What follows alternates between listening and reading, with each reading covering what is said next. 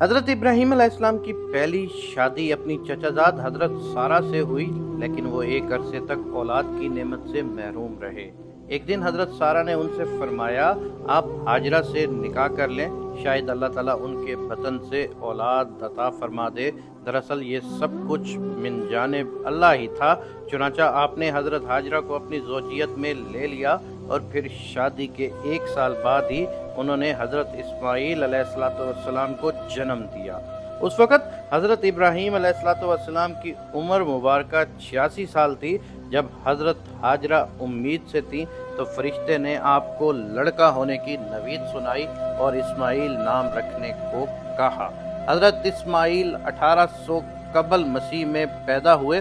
حضرت ابراہیم دعاؤں، آرزوؤں اور تمناؤں کے بعد پیرانہ سالی میں پہلے فرزند کی پیدائش پر خوشیوں کا بھرپور اظہار بھی نہ کر پائے تھے کہ انہیں ایک اور آزمائش سے گزرنا پڑا۔ وہ بحکم الہی نومولود لخت جگر اور فرما بردار بیوی کو ملک شام سے ہزاروں میل دور ایک ایسی وادی میں چھوڑ آئے کہ جہاں میلوں تک پانی نہ تھا، نہ وہاں پر چرند پرند اور آدم تھا، نہ آدم ذات وہاں پر موجود تھا۔ وادی فاران کے سنگلاخ کالے پہاڑوں کے درمیان تپتے صحرا کے ایک بوڑھے درخت کے نیچے اللہ کی ایک نیک اور برگزیدہ بندی اپنے نومولود معصوم بیٹے کے ساتھ چند روز سے قیام پذیر ہیں، جو زاد رات ساتھ تھا ختم ہو چکا۔ ماں بیٹا بھوک پیاس سے بے حال ہے۔ ماں کو اپنی تو فکر نہیں، لیکن بھوک پیاس سے بچے کی بے چینی پر ممتا کی تڑپ فطری امر ہے۔ لیکن اس لک و دک صحرا میں پانی کہاں؟ جوں جوں لخت جگر کی شدت پیاس میں اضافہ ہو رہا تھا، ممتا کی ماری ماں کی بے قراری بھی بڑھتی جا رہی تھی۔ اسی حالت اضطراب میں قریب واقع پہاڑی صفا پر چڑھی کہ شاید کسی انسان یا پانی کا کوئی نشان مل جائے، لیکن بے سود تڑپتے دل کے ساتھ بھاگتے ہوئے ذرا دور دوسری پہاڑی مروا پر چڑھی، لیکن بے فائدہ۔ اس طرح دونوں پہاڑیوں کے درمیان پانی کی تلاش میں 7 چکر مکمل کر لیے۔ ادھر اللہ جل شانہ نے حضرت جبرائیل امین کے ذریعے شیرخوار اسماعیل کے قدموں تلے دنیا کے سب سے متبرک اور پاکیزہ پانی کا چشمہ جاری کر کے رہتی دنیا تک کے لیے یہ پیغام دے دیا کہ اللہ پر توکل کرنے والے صابر و شاکر بندوں کو ایسے ہی بیش قیمت انعامات سے نوازا جاتا ہے۔ حضرت عبداللہ بن عباس سے روایت ہے کہ نبی کریم صلی اللہ علیہ وآلہ وسلم نے فرمایا کہ اللہ پاک حضرت اسماعیل علیہ السلام کی والدہ پر رحمت فرمائے، اگر وہ پانی سے چلو نہ بھرتی اور اسے رکنے کا نہ کہتی تو وہ ایک بہتا ہوا چشمہ ہوتا۔ آب زمزم غذا بھی ہے اور شفا بھی ہے، دوا بھی ہے اور دعا بھی ہے۔ اللہ تعالیٰ نے نہ صرف ماں بیٹے کے لیے بہترین غذا کا بندوبست کیا، بلکہ تا قیامت مسلمانوں کے فیض یاب ہونے کا وسیلہ بنا دیا۔ حضرت ہاجرہ اپنے صاحبزادے کے ساتھ وہیں رہ رہی تھی کہ ایک روز عرب کے قبیلے بنو جرہم کے کچھ لوگ پانی کی تلاش میں وہاں پہنچے اور حضرت ہاجرہ کی اجازت سے وہاں رہائش اختیار کر لی۔ پھر دوسرے قبائل بھی وہاں آ کر آباد ہوتے رہے اور یوں دیکھتے ہی دیکھتے وہ سنسان صحرا دنیا کے سب سے مقدس اور متبرک اور عظیم شہر مکہ مکرمہ میں تبدیل ہو گیا۔ حضرت ہاجرہ نے بیٹے کی پرورش اور تعلیم اور تربیت پر خصوصی توجہ دی۔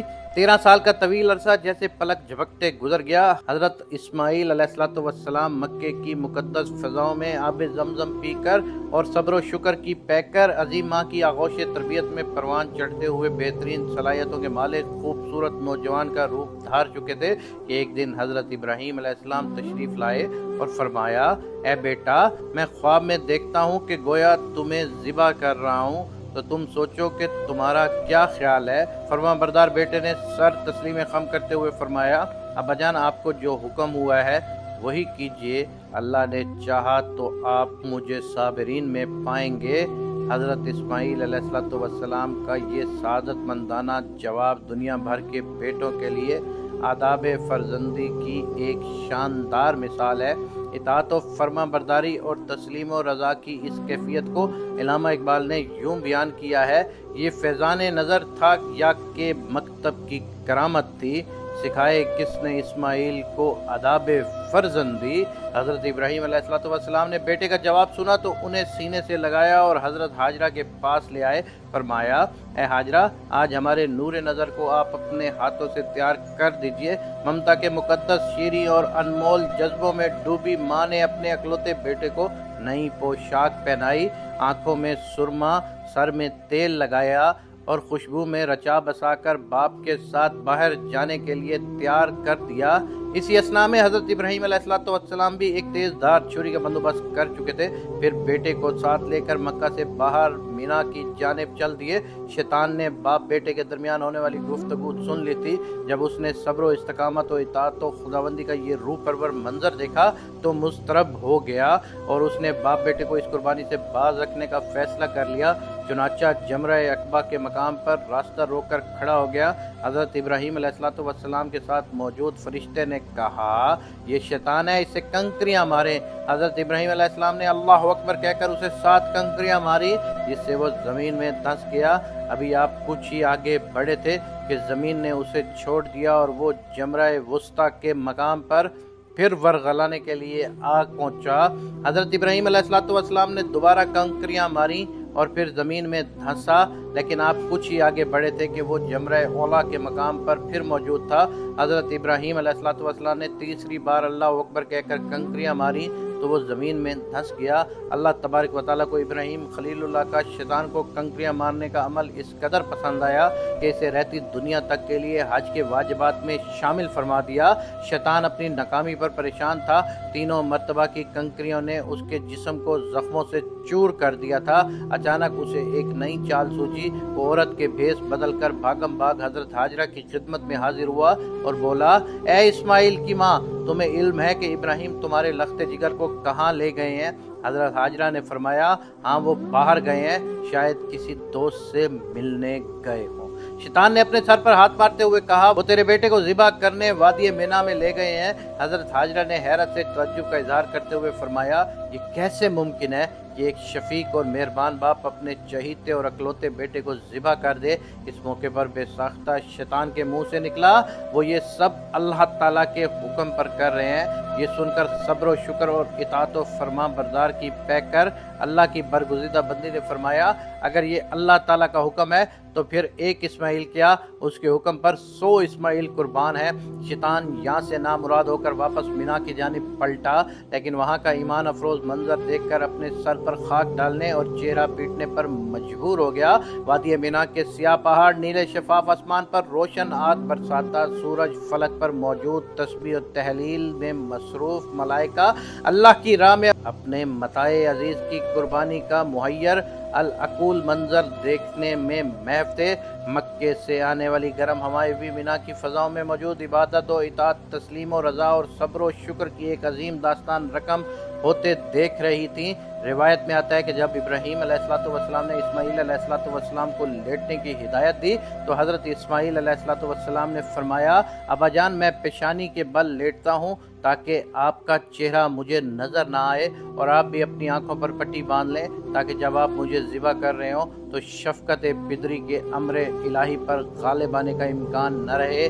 सब्र व इस्तकामत के कुएं ग्रां वालिद ने गोशे जिगर के मशवरे पर अमल किया और जब इस्माइल अलैहिस्सलाम लेट गए तो तकमील अहकाम खुदाबंदी में तेज़ धार छुरी को पूरी कुव्वत के साथ लख्त जिगर की गर्दन पर फेर दिया। बाप बेटे की इस अजीम कुर्बानी पर कुदरत खुदाबंदी जोश में आई और अल्लाह जल्ला शानहू के हुक्म से हज़रत जिब्राईल अलैहिस्सलाम जन्नत के बागात में पले सफ़ेद रंग के खूबसूरत मेंढे को लेकर हाजिर हुए।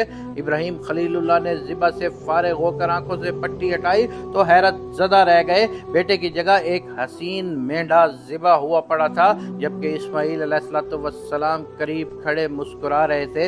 इसी असना में गैब से आवाज़ आई, ए इब्राहीम, तुमने अपना ख्वाब सच्चा कर दिखाया।